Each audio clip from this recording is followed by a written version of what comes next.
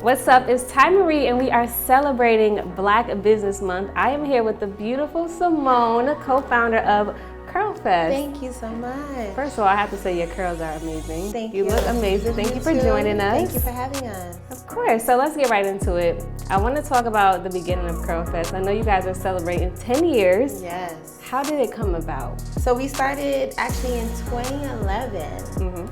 It's been some time, and we started out with a bunch of friends that were talking about hair all the time online, and then one day we decided to have a meetup. That meetup turned into a couple of events over a few years, and then we wanted to have a bigger one.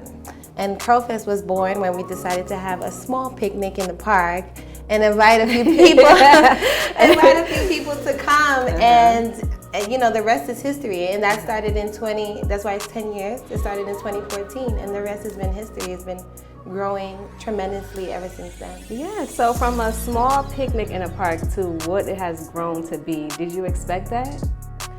My answer has changed over the years, and I would say yes and no. Because I would say no, we didn't expect it, but we also knew that something bigger was a part of what we had, but we didn't know what that looked like.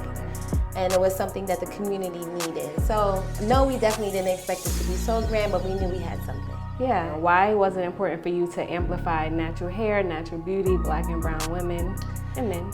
And men, I love that. It was important for us because it's much more than hair. I often say our name is Curly Girl Collective and CURLFEST, but it's much more than hair. It's about representation.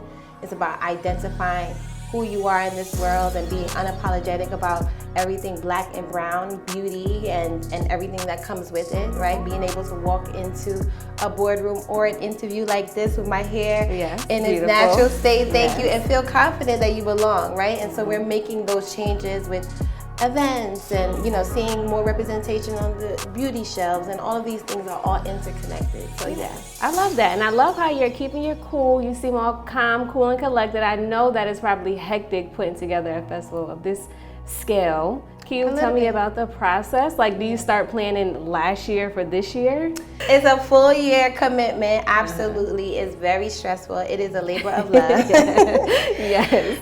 We make it look good and easy, but it's not easy, but we do it, and we do it every single year because it's something that we feel like our community needs. And there's nothing more than to see. Every year we have like this moment where one of the founders says there's one special moment throughout the entire festival that reminds us why we do this work, right? Whether it's a 6-year-old girl who said, "I've never seen anything like this," right? Or a 75-year-old woman that says, "I've never seen anything like this," right?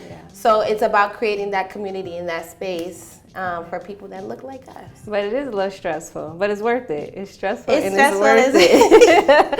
Yes, stressful both. And it's worth it. Both can be true at the same time. Yes. Yes, that's so true. Yes. So what has been like a standout moment for you these past 10 years since you've started? Whenever we have like a big box brand sponsor that comes on, we're really excited about that. But we're just as excited to have our smaller sponsors or marketplace vendors. Last year we had nearly 100 small marketplace vendors, local artisans in the community that come and support. Whenever we hear those stories about someone 3 years ago that started at CURLFEST as a vendor and is now multi-million-dollar business. Like, those are the stories, the back-end stories we don't always hear.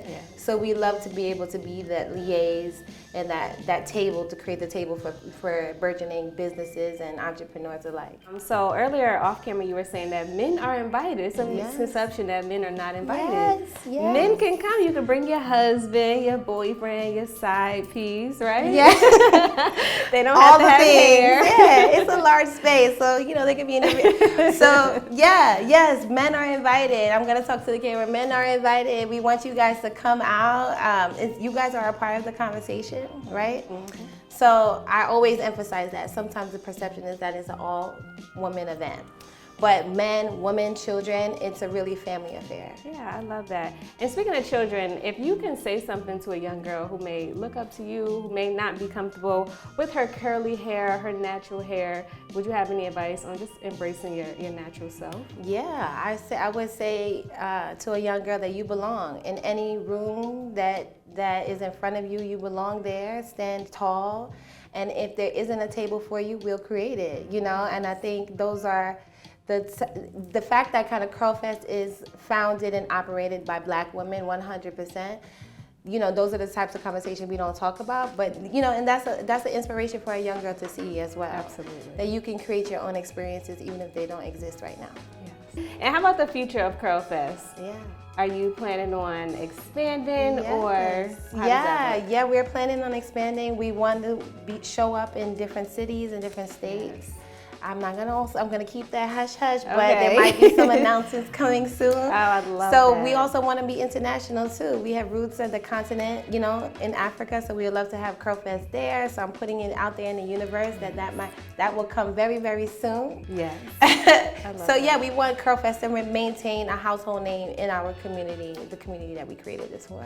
I love that. All right, so before you go, because I know you have to go, can we talk about your hair routine, right? So you wake up in the morning, what's your process like? Oh no, so many people may think I have such a complex hair routine, but in fact, it's quite simple. Mm-hmm.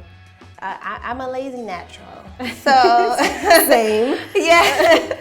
So I tend to use water. Water is really, we've been told many years that water is not good for our hair, and it's the best thing for your hair. So I spray my hair with water every morning.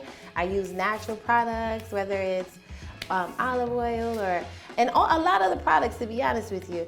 Every single year I use the products out of the CURLFEST bag for the year and explore what it looks like and what it does for my hair. Yes. Because every single season you need new products. Yes. Every year your hair changes, right? Yes. So these are the things, this is an opportunity to be able to try new things and see what works. Yes, I love that. Well, thank you so much. And thank you for celebrating Black Business Month with us.